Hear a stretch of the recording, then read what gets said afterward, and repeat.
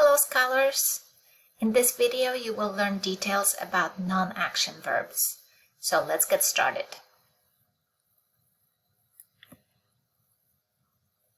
So non-action verbs describe states and situations but not necessarily actions. So what does it mean? And by the way, we are on page 8 in your textbook.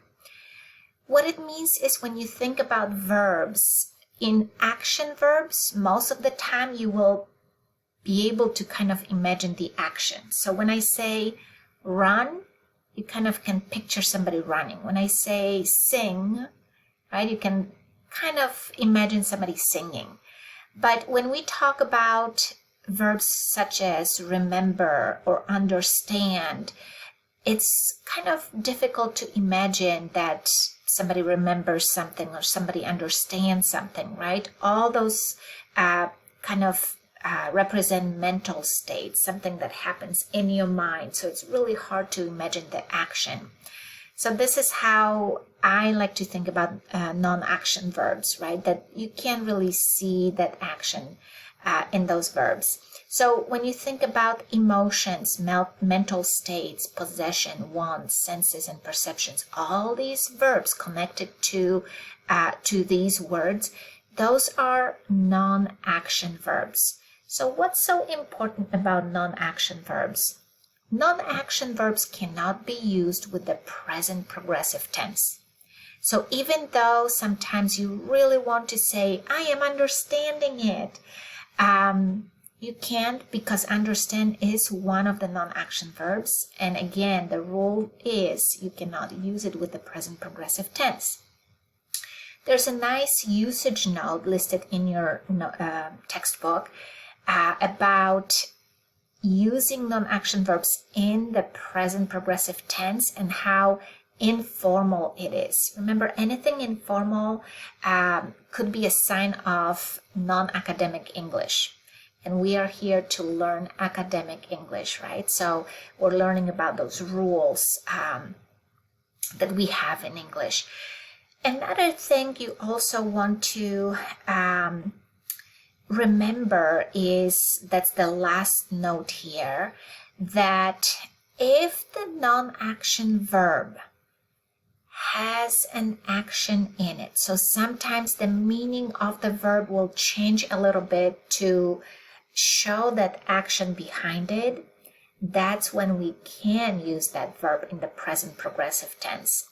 One of those verbs, and you have a list here: have, come from, think, taste, smell, feel, look.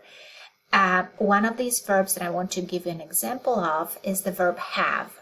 So if I think about have as a possession, right? When I say I have 2 daughters, I will use that present simple tense to say that because I'm talking about possession. But if, for example, it's 5 p.m. in the afternoon, I'm in the middle of dinner with my family and you're calling me, I will most likely say, I'm sorry, I can't talk right now. I'm having dinner with my family. So what does it mean? Does it mean that I have dinner and it's my dinner, right? To talk about the possession of that dinner. This is my dinner, don't touch it, right? Not really. What it means is I'm in the middle of eating dinner, right? So you can see that action behind it. That have really means eat, right? So if that meaning is changed a little bit, that's when we can use that non-action verb with the present progressive tense. Another example that I can give you here is with the verb smell. For example, when I cook a soup, for example, and my husband is coming home, he can say, the soup smells great. So think about the action behind that word smell. Is the soup making any action? Is the soup doing anything to smell well? Not really, right? And that's why this will be a good example of a non-action verb, and which is the verb that cannot be used with the present progressive tense. And that's why my husband will most likely say the soup smells great. Okay. However, let's say that he comes to the kitchen and he leans over the soup and smells it, right? Now you can see the action behind it, right? You can see him leaning over the soup. You can see him using his nose to smell the soup. So if I ask him, what are you doing? He will most likely say, I am smelling the soup, right? And that smell, even though it's spelled the same way, that verb is an action verb in that case, okay? Same with flowers. Think about being outside and smelling flowers, right?